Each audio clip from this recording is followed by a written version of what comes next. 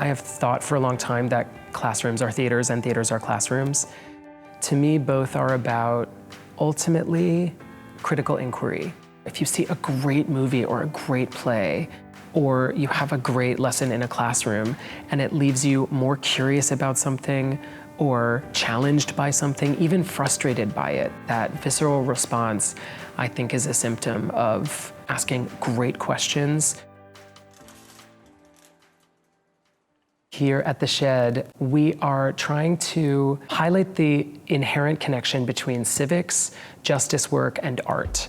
I love that it can be anything from organizing a resource fair to producing a show to developing public programs that we want people to come see around the work that's happening in this building.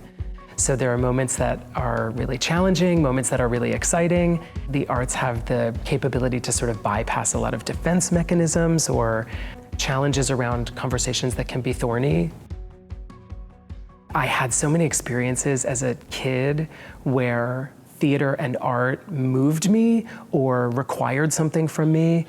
And so I knew that I was going to be involved in theater in some way, but I think it was always clear to me that if education wasn't a part of the work, I was less interested in it.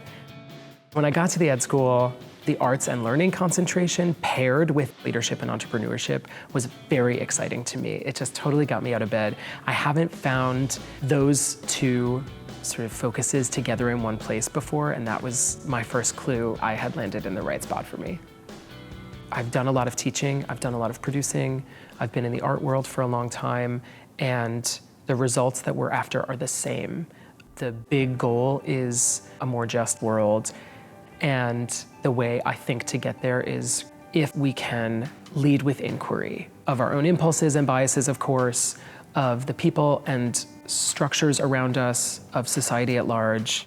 And so I want every day for me to be about inquiry.